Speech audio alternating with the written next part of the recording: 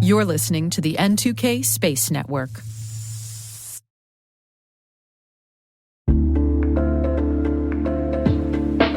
Hi, I'm Brandon Karpf, Executive Director of N2K Space. I want to share with you a word from our sponsor, the Italian Trade Agency. If you didn't know, Italy plays a critical role in the international space economy as one of the largest and most advanced aerospace manufacturing hubs. From satellite systems that connect the world to interplanetary missions that push the boundaries of exploration, Italy stands at the forefront of space advancement. JUICE, Euclid, Artemis, DART, and Webb, Italy's space industry had a significant part in each of these missions. Italy is now launching a new business acceleration program in the United States completely dedicated to aerospace with 6 groundbreaking new startups right in Houston. Tune in as ITA unveils the unparalleled innovation and excellence that brought Italy to be a top U.S. aerospace supplier. Visit itahouston.com/spaceitup23 to learn more. You can also visit space.n2k.com/ITA for a whole bunch of new information. And a sincere thanks to our friends at ITA for sponsoring this podcast.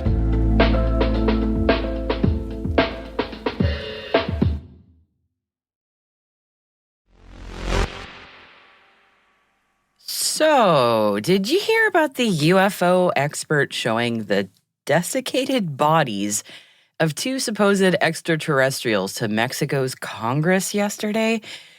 They're non-human remains, y'all, and that could mean anything. And I mean anything. Like an animal, or a vegetable, or I don't know, elementary school wheat paste art project. But that alone is enough to prove that aliens are real, right? Right? Well, not to cast aspersions, but actually, yeah, we are casting aspersions. Between this and the UAPs... T-minus 20 seconds to LOS egress. Go for deploy. Roger roll. Today is September 14th, 2023. I'm Maria Varmazis, and this is T-minus.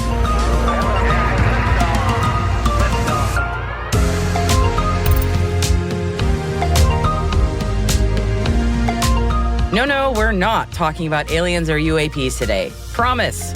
Instead, we've got a roundup of contract and research news for you. Plus, Virgin Galactic announces their next flight window. The FAA says, hold your horses on the Starship launch, at least until October. And our guest today is Canadian STEM superhero Dr. Shawna Pandya. Dr. Pandya is a Canadian physician and scientist-astronaut candidate with the International Institute for Astronautical Sciences. Stay with us.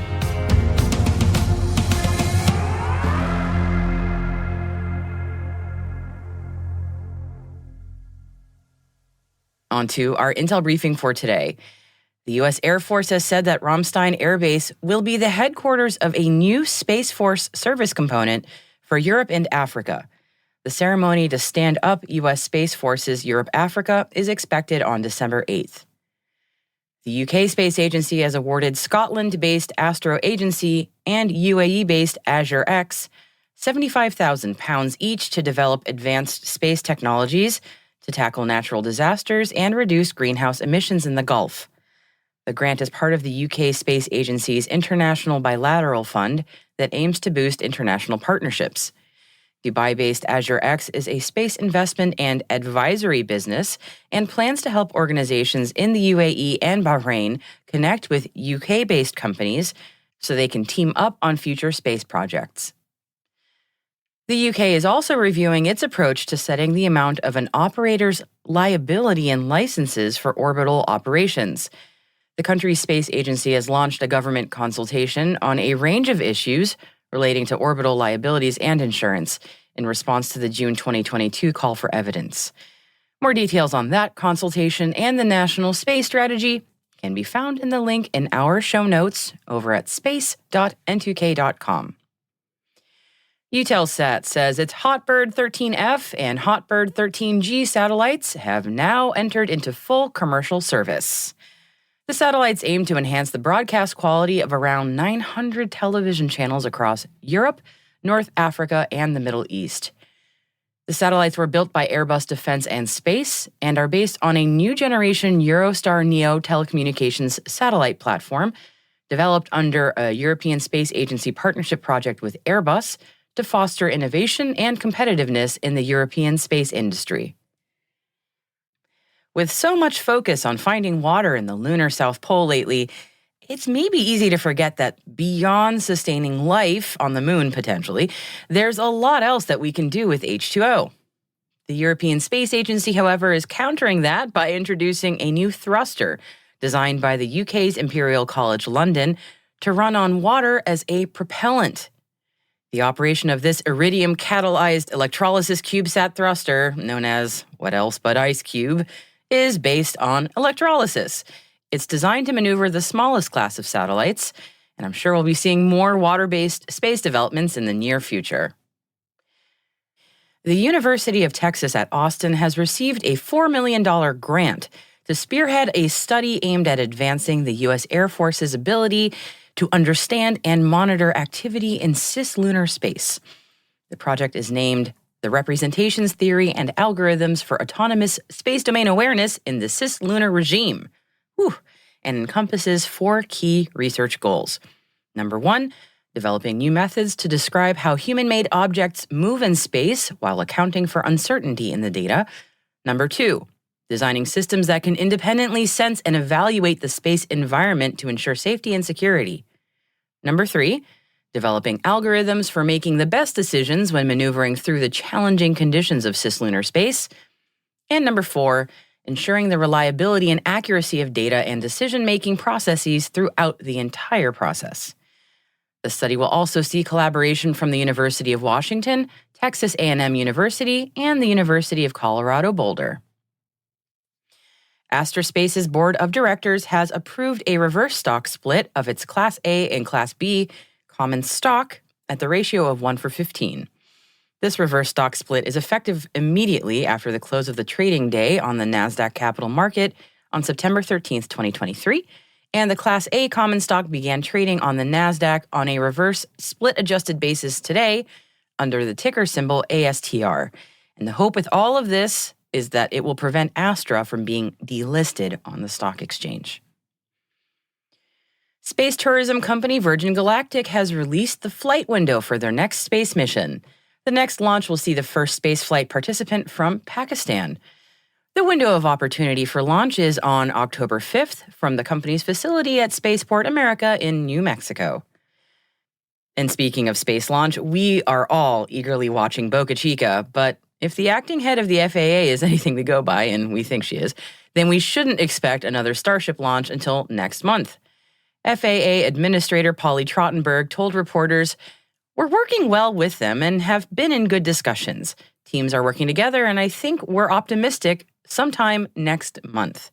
So stand down, Margaritaville, at least for another couple weeks. And for today's show, we also wanted to include a little PSA for you, our dear listeners. You might have heard from the news headlines or your cybersecurity colleagues that there has been a whopper of a cyber attack that has largely disabled MGM resorts. Now, we're not in the business of fear-mongering here. We just wanted to point out that the way the hackers got a foothold to start their attack was by looking up MGM employees on LinkedIn and using the publicly available info to impersonate them to MGM's IT help desk. And given how many folks in aerospace are very active on LinkedIn, we just thought it might be worth a mention. Maybe today's a good day to do a little quick audit of your profile and check what you're putting out publicly. Aerospace companies have certainly been in the crosshairs lately. Okay, end PSA.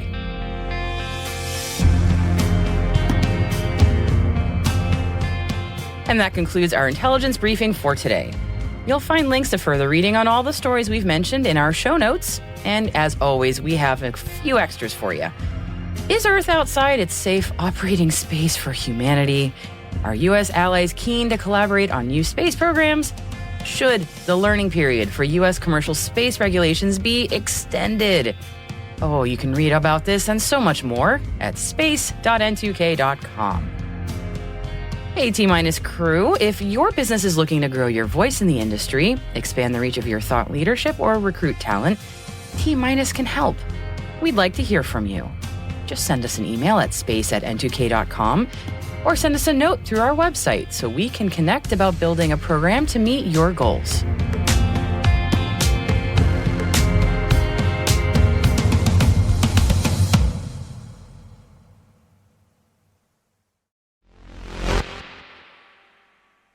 Our interview guest today is Dr. Shawna Pandya, who is a Canadian physician and a scientist-astronaut candidate with the International Institute for Astronautical Sciences. I started off first by asking Shawna to explain her role in her own words. What I do depends on the day. Every day is like a box of medical chocolates, I like to say, or a box of space medical chocolates. You never know what you're going to get. So depending on the day, I'm a rural emergency room physician. I am an aquanaut. I'm an explorer. I'm the director of the International Institute for Astronautical Sciences Space Medicine Group and the chief instructor of their space medicine course. I'm the VP of immersive medicine at Luxonic Technologies. I have skill sets in skydiving, finishing up my piloting license, and I'm a fellow of the Explorers Club. My goodness, I have to ask, your background is incredible. Would you mind walking my audience through your career? I mean, I'm sure a Cliff's Notes version is not going to be easy, but your story is amazing. So, well, thank you so much for saying that. You know, I think like a lot of listeners out there, my story started with wanting to grow up to be an astronaut. I was a kid growing up in the 90s when the second ever Canadian selection happened. I watched Dr. Roberta Bondar become the first Canadian female astronaut in space. And I was just starstruck, pun intended.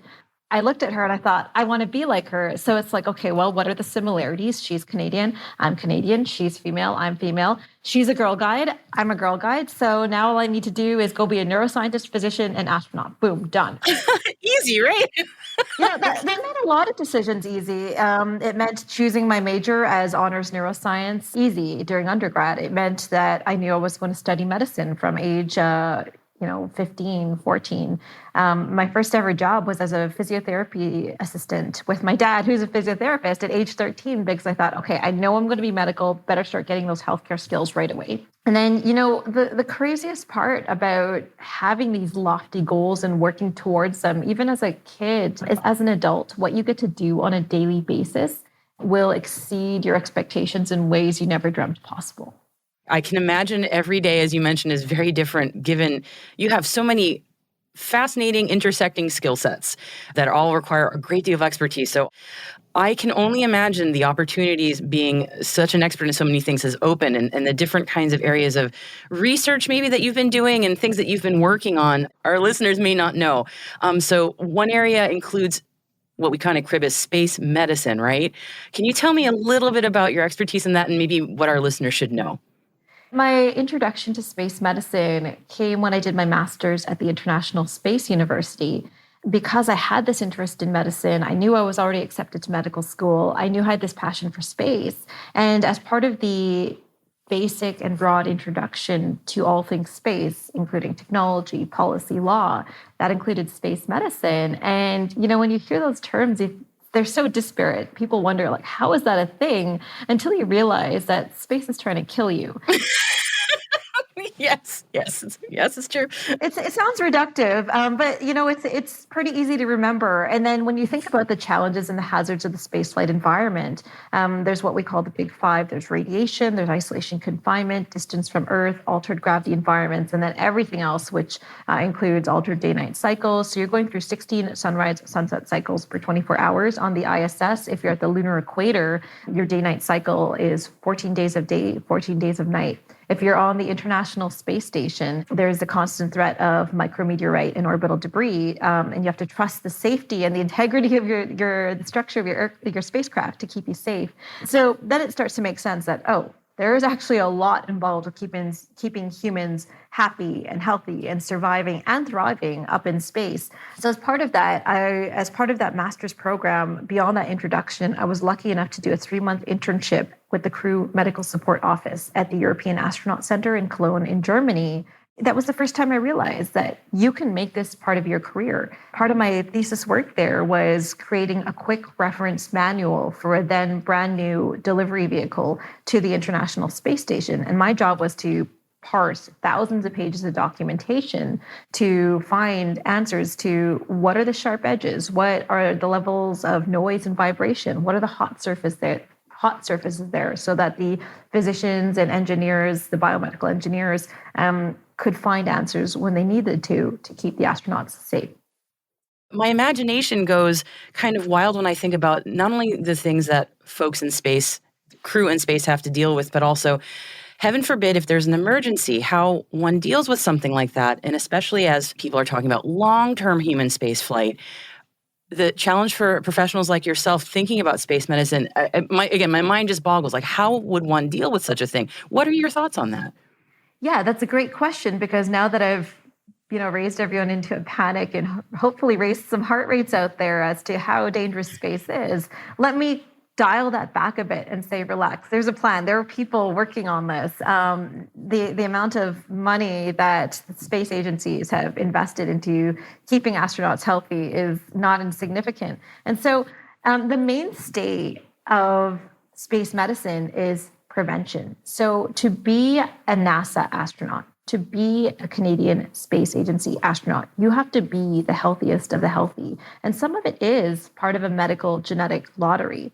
If you were born colorblind, those are grounds for disqualification. If you had a previous disc rupture or herniated disc in your back, that could be grounds for disqualification. Iron deficiency anemia has been grounds for disqualification in previous Canadian Space Agency selections. So there's a whole host of reasons why you could have been disqualified. And the reason is it's not to be selective for the sake of being selective. It's because we want to prevent bad things from happening in space. The other part of that is looking at the history of what has happened in spaceflight. And luckily, it's not the life-threatening things. It's not the cardiac arrests. It's not the mass hemorrhages. It's the annoying things. It's getting motion sick. It's what we call space adaptation syndrome that happens in the first 24 to 72 hours on station, because there's this mismatch between what our eyes see, what our proprioceptors and our nerves perceive about where our body position is in space, what our inner ears perceive as up and down. And when there's a mismatch, that can make us really sick. And aside from the gross factor of throwing up in zero G, you don't want to be in the middle of a critical operation like a spacewalk, because that poses a life-threatening risk of asphyxiation to throw up in a contained zero G environment. So a lot of it is risk mitigation. And then when I talk about the annoying stuff, it's, respiratory tract infections, skin irritations, skin infections, congestion because of the fluid shift. All your fluid shifts upwards. You feel as if you have a cold. You might get a headache from that. When you sleep, the convection dynamics of how air would flow in a room in 1G are altered. So if you sleep, CO2, as you exhale, carbon dioxide will pocket in front of your face, and that can cause a CO2 headache. It's managing. It's first of all working to prevent the life-threatening stuff, and then it's also managing the annoying stuff that could lead to mission deleterious effects that could impact astronaut performance. Yeah, quality of life issues, of course, especially if you're spending many, many months in space, if not potentially longer. I'm very curious about innovations, like technological innovations that may also be happening that can improve quality of life and also quality of outcomes in terms of space medicine. Yeah, so I'm lucky enough to both work directly with commercial companies as well as serve as medical advisor to other space-based commercial companies to work on exactly that. So one of my day-to-day jobs is as the VP of Immersive Medicine with Luxonic Technologies. And we work on leveraging virtual reality, 360 video, mixed reality to be able to provide medical education, training, certification, as well as diagnostic imaging, especially in remote, austere, resource-limited environments. And that applies both to space as well as our most resource-limited environments on Earth. And in Canada, we have a lot of space, but few people. So you can imagine we have a lot of remote and rural communities.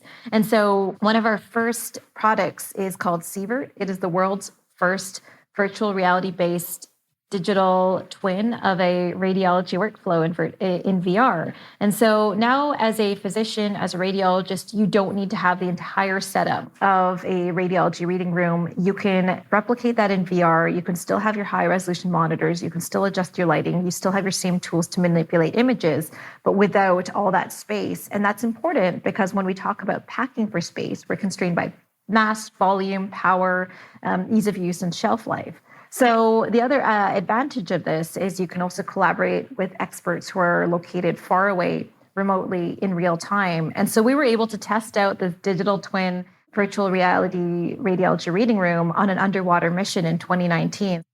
So I was the crew medical officer. I popped into the VR suite, into Sievert, and then reviewed simulated trauma imaging with the head of radiology in Saskatoon, Canada, over 4,000 kilometers away. There was no time delay there, so we were able to review the imaging in real time. What an incredible innovation. Yeah, I think that this is one of the most exciting times to be involved with space, with exploration, with human spaceflight. We are seeing, as we've talked about, the challenges that arise with long duration or exploration class missions as the international community looks to the moon, Mars, and beyond. And then we're also seeing the rise of commercial spaceflight, where anyone who can pay the ticket price can go to space, whether on a suborbital flight, orbital flight, and now cislunar commercial missions. And so the landscape of space is changing, and it means we need all comers. It means that we need the scientists, the physicians, the engineers, the pilots, but we also need the storytellers. We need the policymakers. We need the athletes, the artists, the entrepreneurs, because the domain of who gets to go to space is changing. And when you give humans a platform with which to empower themselves, humanity does amazing things. So let this be my call to action, that if you think you don't belong in space, but you're interested, you absolutely do belong in space. There is a role for you. And if there isn't, just make one for yourself. Make space for yourself.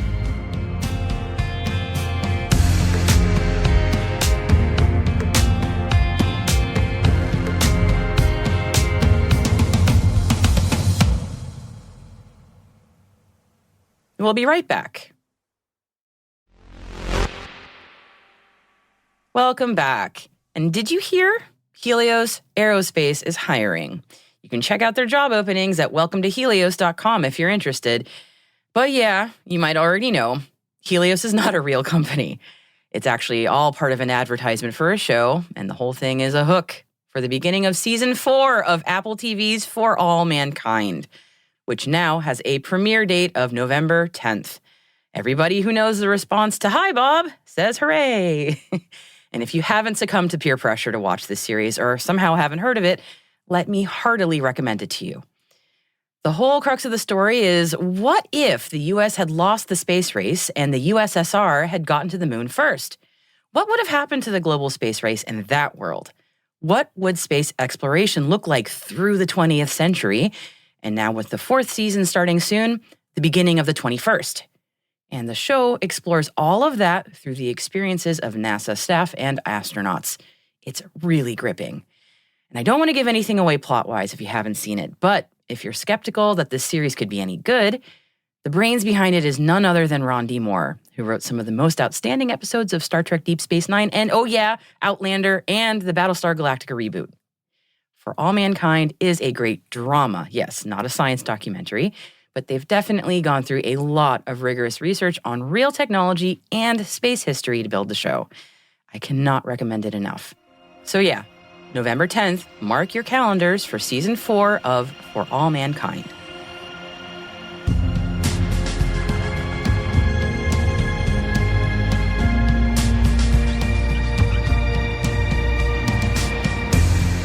That's it for T-Minus for September 14th, 2023. For additional resources from today's report, check out our show notes at space.n2k.com.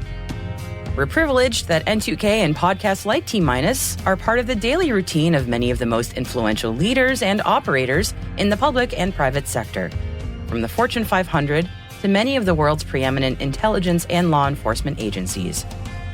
This episode was produced by Alice Carruth. Mixing by Elliot Peltzman and Trey Hester, with original music and sound design by Elliot Peltzman. Our executive producer is Brandon Karpf.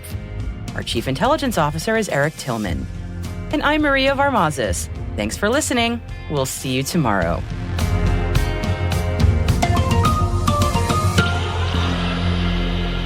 T-Minus